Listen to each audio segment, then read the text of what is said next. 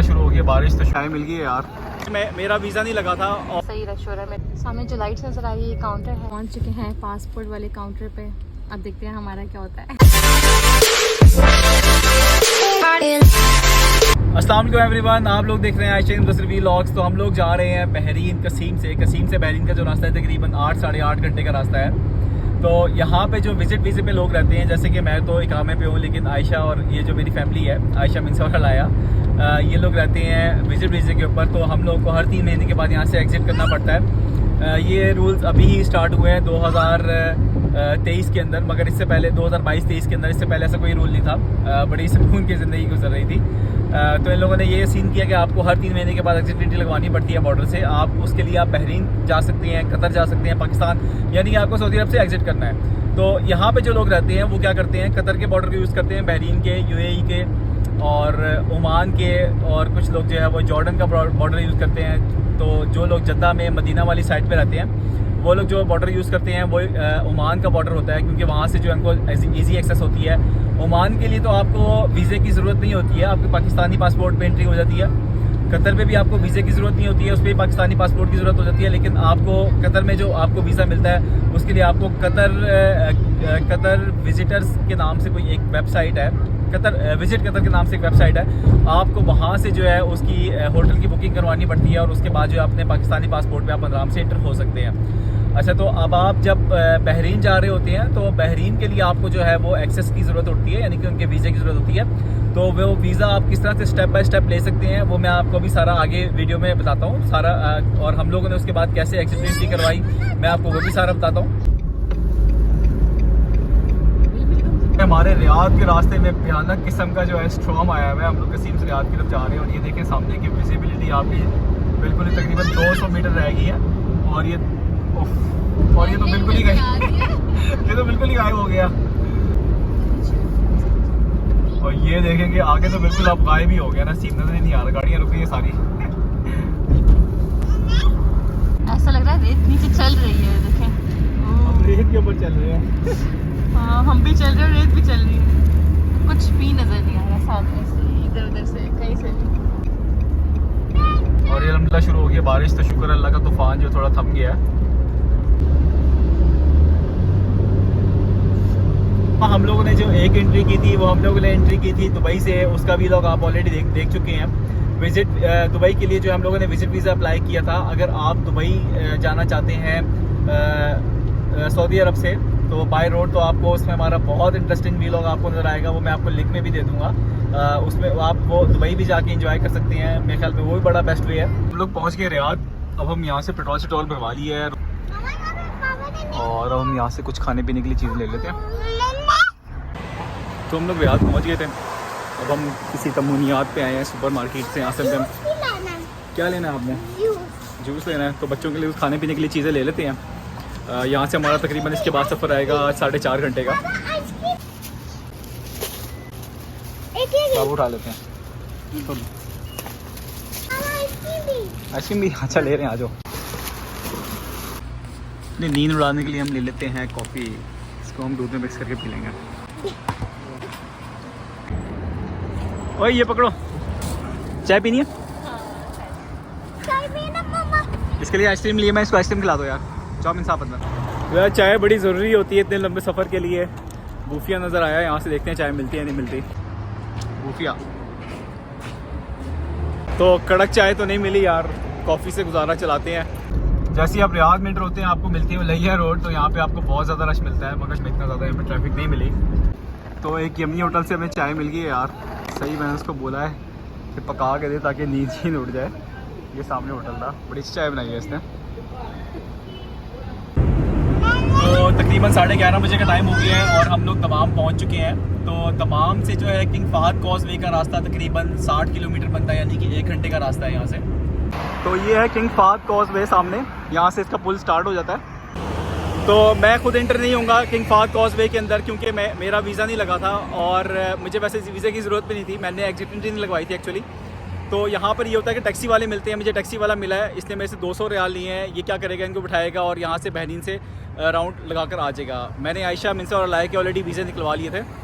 हम लोग गाड़ी में बैठ चुके हैं, बस हम लोग जा रहे हैं। सामने बहुत ज़्यादा रश है, मैं आप लोगों को दिखाती हूँ। सही रश हो रहा है, मेरे ख्याल में हमें 2 घंटे तो यहाँ पे लग ही जाएंगे। सामने हम फर्स्ट काउंटर पे आ चुके हैं। ये सऊदी अरब का बॉर्डर है, यहाँ से हम लोगों के पेपर्स वगैरह लोग देखेंगे, पेपर्स वगैरह लेंगे। यहाँ से इन लोगों ने सिर्फ हमारे वीज़े के जो पेपर्स थे वो चेक किए थे और कुछ भी चेक नहीं किया इन्होंने। भाई कॉजवे पे हम लोग चढ़ चुके हैं, ब्रिज जो है उस पर हम जा रहे हैं और यहाँ पे सारा का सारा ये पानी है। अभी अंधेरा तो नज़र नहीं आ रहा। हम लास्ट टाइम जब हम आए थे, इस टाइम तो बिल्कुल अंधेरा है। लास्ट टाइम जब हम आए थे तब सुबह सुबह का टाइम था, फजर के बाद का टाइम था और सही धूप निकल चुकी थी उस टाइम, तो इतना अच्छा लग रहा था ब्लू पानी। मगर अभी बिल्कुल अंधेरा है। ब्रिज हम लोगों ने क्रॉस कर लिया है, बस अब हम लोग काउंटर्स पे जाएंगे। फिर ये बॉर्डर होता है, यहाँ से हमारे स्टैंप वगैरह होगा और फिर हम यहाँ से सऊदी अरब से बाहर निकल जाएंगे। फिर बहरीन में इंटर होंगे, फिर वहाँ से टर्न लेके वापस सऊदी अरब में इंटर होंगे, तो हमारी एंट्री का जो प्रोसेस है वो ख़त्म हो जाएगा। इस तरह सामने जो लाइट्स नज़र आ रही है ये काउंटर है। काउंटर से हमारा हो चुके हैं, पासपोर्ट वगैरह चेक हो चुके हैं। मैं काउंटर की वीडियो नहीं बना सकती क्योंकि कैमरा मना होता है यहाँ पे। पासपोर्ट काउंटर पे रुके थे, वहाँ पे हम लोगों के पासपोर्ट्स लेके वीज़ा वगैरह चेक करके सब डॉक्यूमेंट्स चेक करके स्टैम्प कर दिए हैं। अब हम लोग नेक्स्ट पे जा रहे हैं।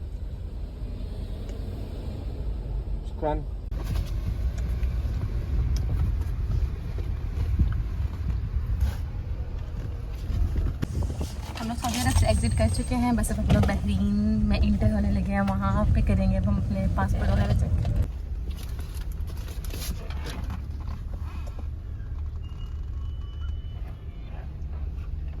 वहाँ से निकलते हुए तो इतना रश नहीं मिलता, मगर हम टर्न लेके दोबारा से काउंटर्स पे जाते हैं एंट्री के लिए, तो तब से ज़्यादा रश मिलता है। 6 चार्टर्ड गाड़ियाँ होती है एक लाइन में, हमारे सामने भी काफ़ी ज़्यादा रश है।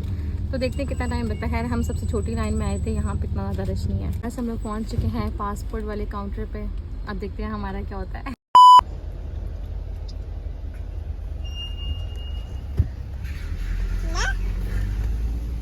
लोगों ने हम लोगों के फेसेस वगैरह रिकग्नाइज किए थे पासपोर्ट से, और बस अब हम लोग नेक्स्ट काउंटर पे आ गए हैं। 3rd काउंटर है ये वाला। लोग भी जा रहे हैं सामने, हमारे कुछ बाइक्स वाले लोग भी जा रहे हैं।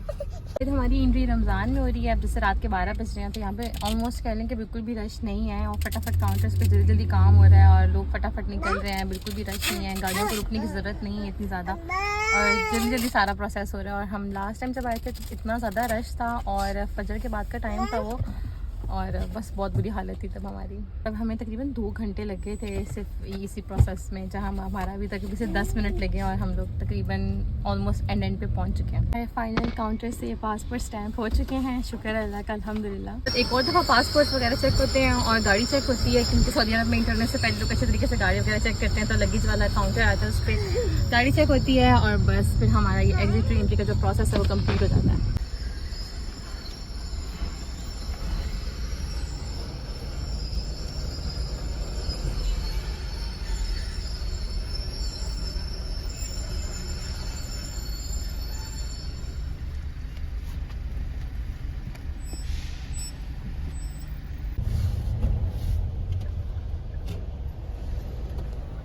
अगर रश हो तो यहाँ पे भी थोड़ा बहुत टाइम लग जाता है, क्योंकि बारी बारी जो है आप लोगों की गाड़ी वगैरह चेक होती है। तो अगर रश है तो फिर यहाँ पे टाइम लगता है, वरना इतना ज़्यादा टाइम नहीं लगता है। जैसे अभी रश नहीं है तो हमारा फ़ौरन से 2 गाड़ियों के बाद ही नंबर आ गया है, तो बस हमारी गाड़ी चेक होगी, फिर हम लोग यहाँ से निकलेंगे।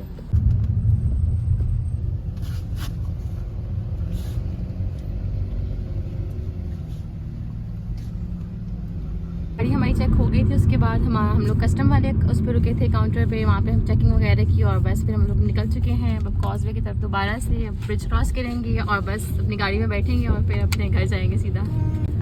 आज की आप लोगों की ब्लॉगर मैं थी, क्योंकि दसे तो नहीं आए थे, सिर्फ हम लोग तीनों आए थे। हम लोगों ने गाड़ी वगैरह ली थी और उस पर हम लोग यहाँ पे आए थे, एग्जिट एंट्री लगवा ली है, तो बस हम लोग वापस जा रहे हैं। उम्मीद करती हूँ आप लोगों को हमारा ये इन्फॉर्मेटिव सा व्लॉग पसंद आया होगा। कोई फर्स्ट टाइम आ रहा है तो उसको तो थोड़ी सी उसकी हेल्प हो जाएगी, देख के थोड़ा घबराने की बात नहीं है। अगर रश कम मिलेगा तो फिर तो फटाफट ये काम हो जाता है, जल्दी जल्दी से सारा कुछ हो जाता है। अगर रश हो तो फिर थोड़ी सी देर लग जाती है।